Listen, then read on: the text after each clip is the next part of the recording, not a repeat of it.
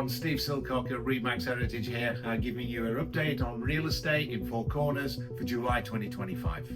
So let's get right into it. Things have certainly cooled off a little bit, not just here in Central Florida, but across Florida as a whole. In Four Corners, we had 118 closed sales in July, which is down 23% from last year. Median sales price also dipped to $475, a 10% drop. And while that might sound a little bit dramatic, it's part of a broader trend and just price corrections that are happening across Florida as a whole. The dollar volume, the total sales volume here in Four Corners, came in at 62.8 million. Now that's down almost 30% from a year ago, but it's what we're seeing statewide with fewer transactions actually taking place. On the listing side, new listings were 204.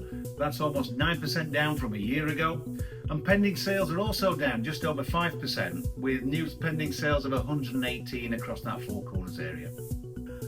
Active inventory went up 17% to just over 1,000 properties on the market.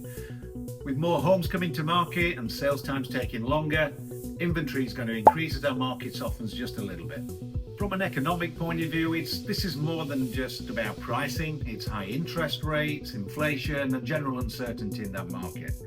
Across Florida, closed sales were down, median prices dipped slightly, but we're looking at a single month and we really need to take this in context. From an economic viewpoint, this is more than just about pricing. It's inflation, our interest rates, and general uncertainty.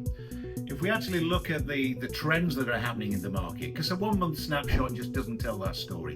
If we track that median sales price in Four Corners, you can see that it's been pretty much static, it's been level, right the way back to July 2021. The market's not crashing, our prices are not crumbling. You see a lot of clickbait online, it just doesn't tell the story. Our median time to contract, as you can see from this graphic, there's an artificial dip. That's back to when the banks were lending at 0%. Interest rates, you were picking up a 30-year mortgage at 3%. We're not going back to those interest rates, so as a buyer, if that's what you're waiting for, this is not going to happen. So what does all this mean? It's pretty straightforward. The pandemic is over. We are back at 2019 levels. For sellers, this is no longer a list it and it's gone market. Pricing it right and having the right marketing strategy is absolutely crucial. Your home has to be in a good condition. This is a competitive market. For our buyers, very different story.